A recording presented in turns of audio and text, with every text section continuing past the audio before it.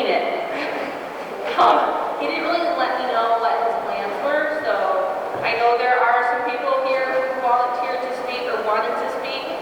I'm going to read through the speech that he had, so don't murder me if it doesn't sound good. But I do appreciate everyone coming out tonight. There are cookies and punch over there, and then that great bin, you can throw your trash in there. Even though it says no trash, it's going to be a trash can tonight. So, I'd like to welcome everyone. First of all, I'd like to thank all of you for joining us tonight for our first community action night for suicide prevention. We're very thankful to have 412 with us, as well as information about on-point, potentially life-saving tools, and much more. A special thanks to Subway and Hilltop Food and Fuel for donating the cookies and lemonade, and to Jerry's Body Shop for their contribution, which we'll get back to shortly. Tonight we want to focus on the well-being of our community, which goes far beyond fire safety. We want to ensure that each and every member knows how vital they are, and if at times an individual loses sight of that they know that there are resources readily available to them. Suicide is one of the leading causes of death in the United States and has impacted the lives of countless loved ones, many of which are here tonight. Our goal is to make even one person aware that they are immensely valued and help is available. The idea for tonight began back in December during the Christmas parade in Wayland when Dorr and Layton Fire were asked to carry suicide prevention banners, which you can see on the sides of our trucks. After that, I knew that there was more that we could do. I was never worried about getting permission to hold this event, as the current leadership has always made suicide prevention and mental health a priority and done an excellent job providing resources for our firefighters.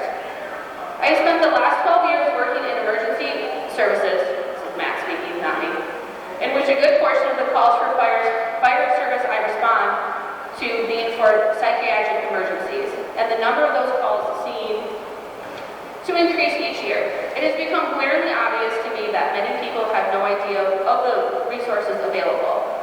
I always make it a point to bring attention to some of the options available, such as calling 988, making use of Pine Rest, urgent care, among others. For those of you who aren't aware, 988 is a suicide and crisis lifeline, formerly known as the National Suicide Prevention Hotline. It has a 24/7 access and is made up of independently operated and funded local call centers. Texting is also an option, and everything is free and confidential. It is for anyone experiencing behavioral health-related distress, which includes suicide, mental health, substance abuse, and any other kind of emotional distress. People can also call 988 if they are worried about a loved one who may need crisis support. When you call, you will be connected to a trained crisis counselor who can listen, attempt to understand how the problem is affecting the individual, and then provide support and share resources as well. They also have the availability for up to 250 additional languages. Many become concerned that if they call 988, 911 will automatically be dispatched to them. However, this is not true. In Michigan, less than 1% of the calls require 911 intervention, and a crisis specialist only shares information critical to saving their life with 911 if there is an imminent risk to someone's life. As you can probably tell, 988 can be a tremendous resource to the community, but it can only be a resource if people are aware of it. Chief Fordham has authorized new suicide prevention messages on our frontline apparatuses so that now our message to the community about 988 will be clearly seen during our calls of service. We are immensely grateful to Jerry's Body Shop for the suicide prevention decals, done completely by donation for our community. Thank you all for taking time out on Friday night to come together with something so large. We can't end the stigma alone, but coming together as a community, we can show those struggling that when they feel like they have no fight left, they know that they have an entire community at their back, able to fight for them. For the remainder of the night, we will have speakers who have been affected by suicide and a mental health professional to go over warning signs. At this point, I'll turn it over to Cliff from Hal's Wooden Flag.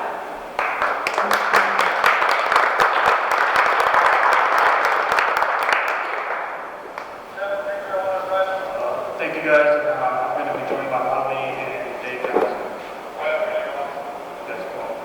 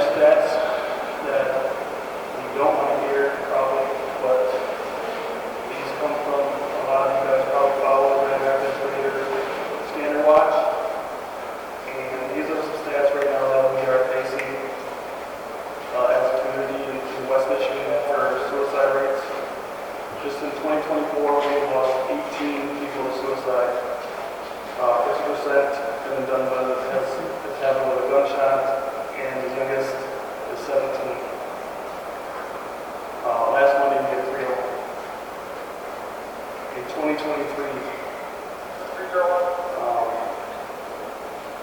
was 157, and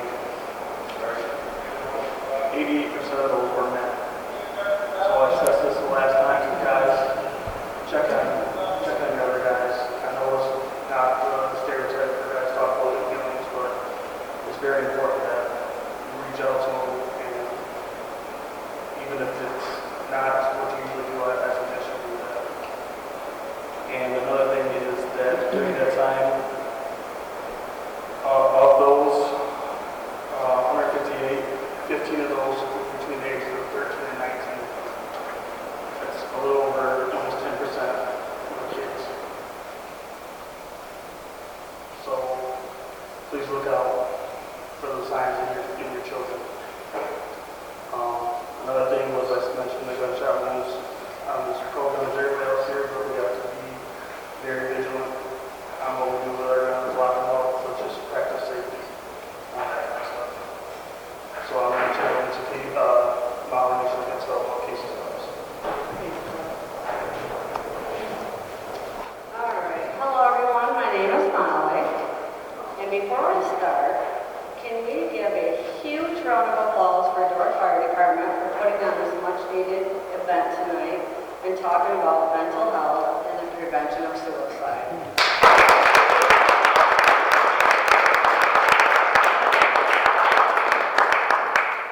So I want to ask a couple of questions. And if everyone in here could be brave enough, if you could raise your hand, if anyone in here has ever been affected by depression, can you please raise your hand? Thank you. Can you please raise your hand if you've ever had anxiety? Thank you. If anyone in here has known somebody, maybe not yourself, but a family member, coworker, neighbor, has dealt with depression or anxiety, can you raise your hand? How about if you know somebody that has died by a suicide? All right, can you now raise your hand if you didn't raise your hand to any of those questions? I think it's safe to say that just about everyone deals with some type of mental illness, and why is it we're not talking about this? Why is it so hard to find help? Why is it shameful to talk about it or ask for help? The only way to prevent suicide is to stop the stigma. And that's what I want to do, is stop the stigma. And the only way to stop the stigma is to start talking about it. We all need to normalize the discussion about mental health like we normalize the way we talk about heart attacks, breast cancer, or a stroke. So I will start. I will be the one to start talking about this. My son Casey died 4 years ago on Christmas Day from suicide. Since then, I've personally dealt with depression, anxiety, and PTSD. I've been to counseling, I've taken medication, and I've just deepened my love for God to help me through this. It's not a one-size-fits-all cure for depression, but these are the things that have worked for me. There's so many options other than medication and counseling like I've done, but there's meditation, there's exercise, therapy, having a routine, eating healthy, but like I said, it's not a one-size-fits-all. So please, keep trying and find that perfect balance. So I beg of you, if you're suffering, please seek help. Talk to a family member, a trusted friend, your pastor, teacher, anyone, because tomorrow needs you. Thank you.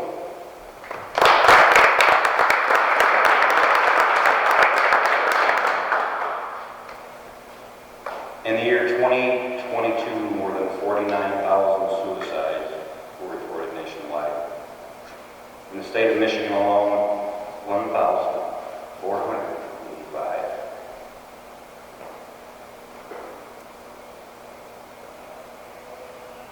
That's over 3,000 parents affected.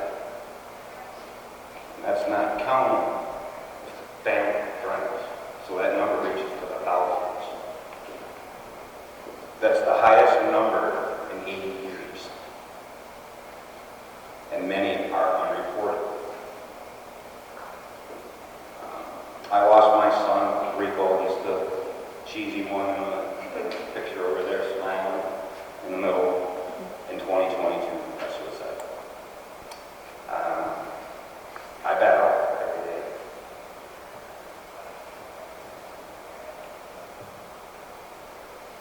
But one of the things that I've done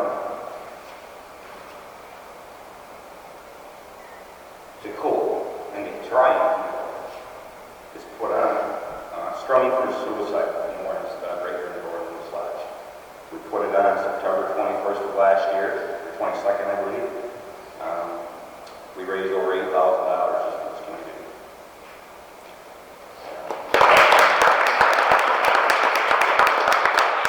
We had help from Phil Johnson, Kim Lewis, and Sean Mollendahl, and some guidance from Molly, and that's how we met. I reached out to Molly because I knew about her cause and what she did. So we were able to raise funds for the I Understand Love Heals org. Guitars for Vets, which, you know, you gotta love your vets. And then 92 for 22, what they mentioned about the 22 suicides a day from our veterans. So money was donated to all three organizations. This is a movement created by not just us up here standing in front of you, but by Dorr, the fire department, with their signs.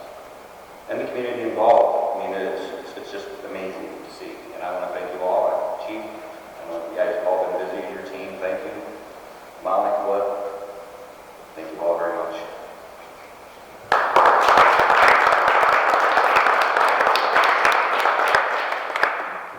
I've got one more story that we're going to talk about that kind of takes it in a weird full circle. I want to say probably 18 years ago, somebody sitting in this room lost their brother to suicide as well. And Dave helped him through that time, playing the guitar after school. Fast forward 18 years, Dave's going through this. They haven't met.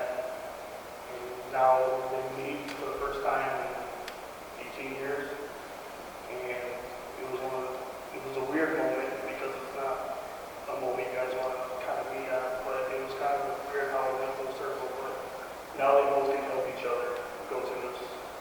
And Brian is sitting right here, and I asked his permission to tell the story. So now we're all in this together. So it's funny how it's not funny, but it's weird how this all kind of goes together. So Dave and Brian are now going to work this out together, and Brian's going to be on the journey with us too. Thank you.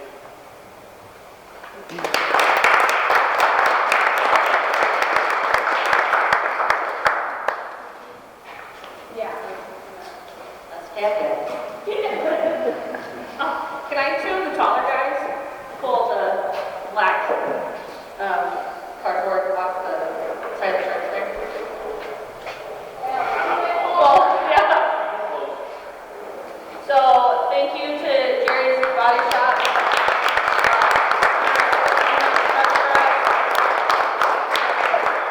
The big thing is letting people know what 988 means, so it's raising the awareness and information on that. Was there anyone else Matt to talk to about? Yes, okay, perfect. I don't know who you are, but I'm Stephanie. Nice to meet you. Here you go.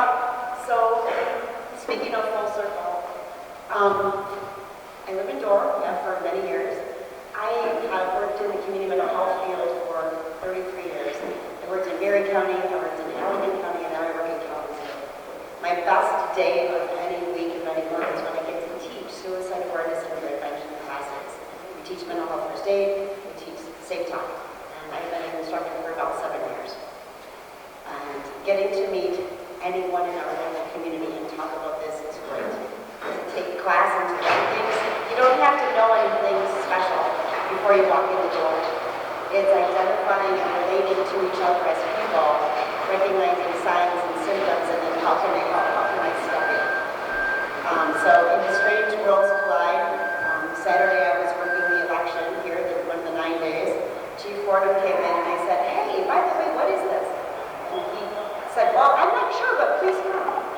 then 20 minutes later, he brought Matt out, and Matt and I had a stulted conversation in between voters, but Matt said, hey, here's what I'm planning. And so I said, hey, have you done this? And what about this? And so I tried to fulfill the things that I would do. I have information for you about Envoy. As the community mental health organization for Allegheny County, it's the first place to call. I have information about 988 because, again, that's a great thing that happened. Oh, I can't remember. It was the summer of 2021 or 22 that the national line became a 3-digit number that we could all maybe remember, like 911.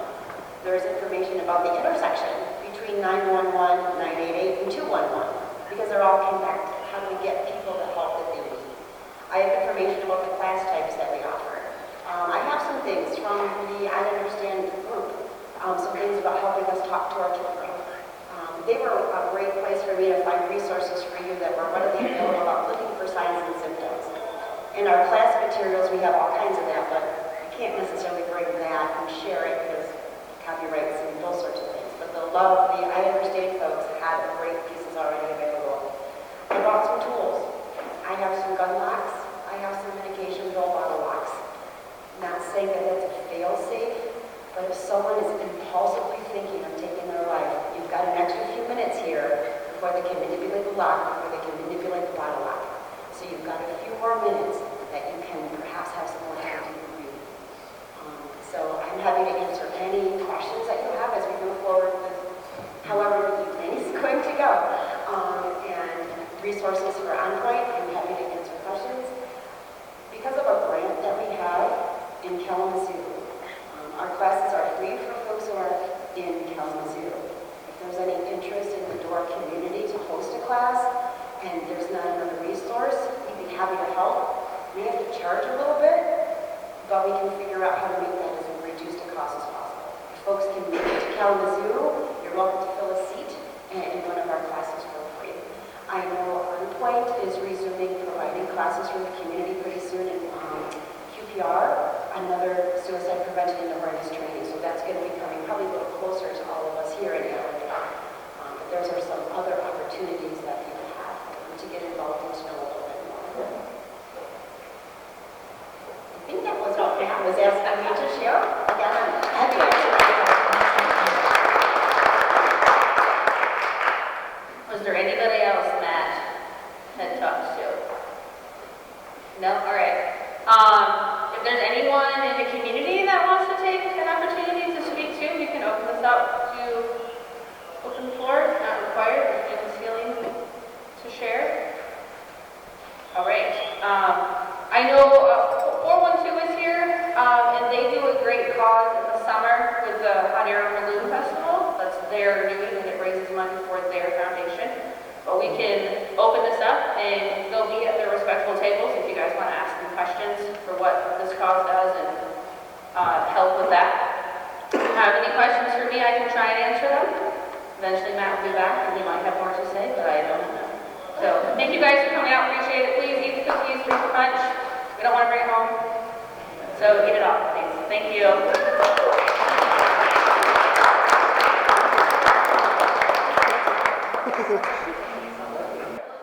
So first off, just tell me a little bit about just 988 just in general. Yeah, so, looking it up, 988 came around about 2 years ago.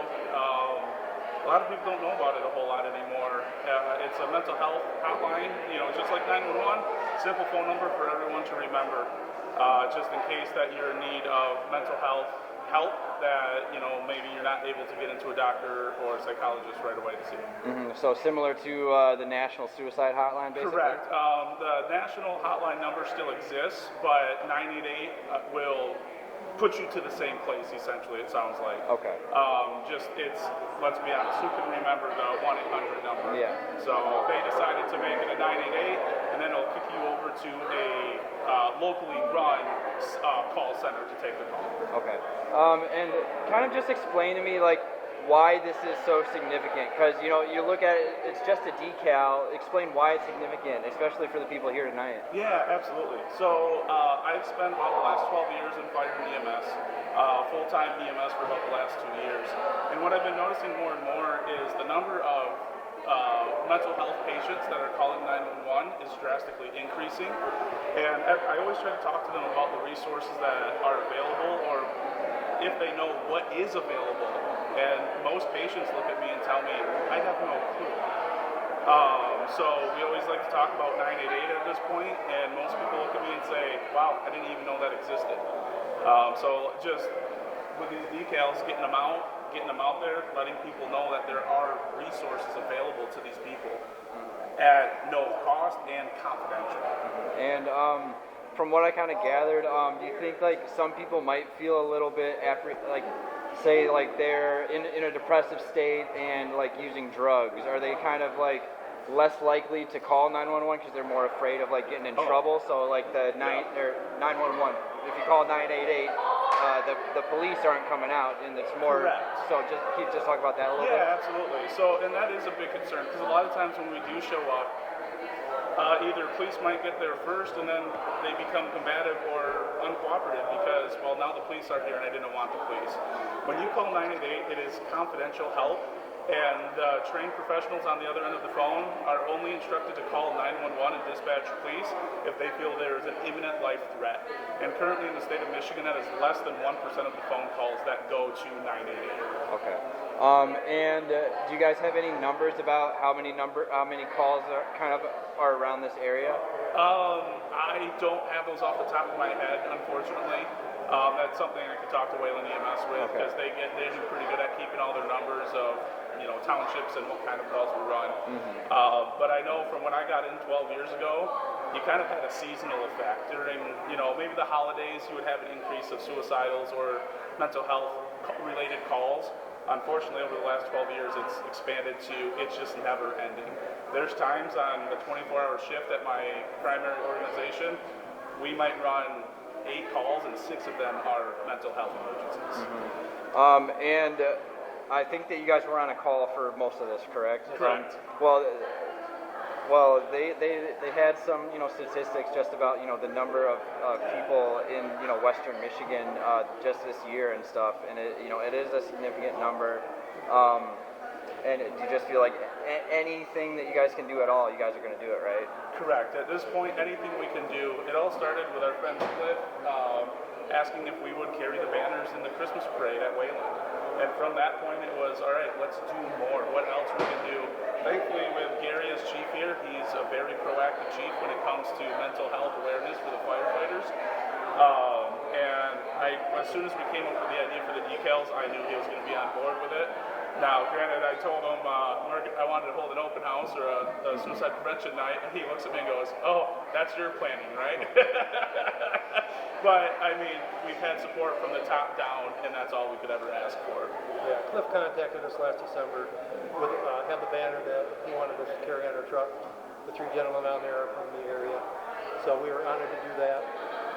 Since then, it's snowballed. We've gotten the stickers.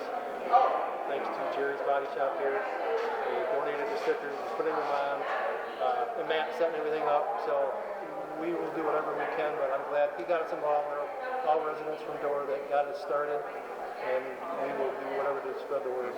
And do you want to talk about just, I know PALS and I don't remember Molly's organization, but just talk about the locals' push that, for mental health, just services and stuff like that people are taking the initiative for. Yeah, so unfortunately in this area we have had some suicides that ended very tragically. And, we've always been trying to figure out what to do, but then, like Steph was saying during the speeches, you really can't do this alone. We need to get back to it takes a community, it takes a village. So when someone's feeling down and they feel like they can't fight anymore, then that's when it's our turn to step up and fight on their behalf. I feel like right now, that's the best thing that we can do is consistently talk about it. I know it's hard and people don't like talking about it because it carries that stigma, but as long as it's sitting in the dark, it's going to stay there and it's going to continue to happen. Cliff and his group have done stuff around the township, local businesses, and we told them, we will definitely partner with them whatever they need from us.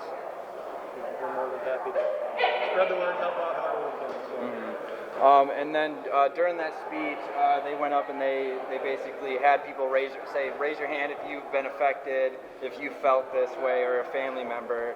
And then at the end they said, raise your hand if you didn't say yes to any of those, and nobody raised their hand. So it's pretty universal, big city, small town. Just anything you guys want to say just about, it takes a village, it's everywhere. We all just need to do something. Dorr is a great community, and I love this community more than any other community I lived in, honestly. But unfortunately, some people have the mindset of this is small town Dorr, this will not happen here. It might not happen in as drastic numbers as Grand Rapids or Atwater, Wyoming, or areas like that. But after being here for 12 years, I can assure you that this is reaching a breaking point, even in Dorr. We are running mental health patients consistently. We are running mental health emergencies. As much as we want to believe that this is a great town, that it is, and it's a happy town, people are still struggling, and we need to remember that. We just want to get the word out that, there is help out there. Don't, not call. There's resources that we have, Cliff and his group have. There's help out there, so please reach out and get help.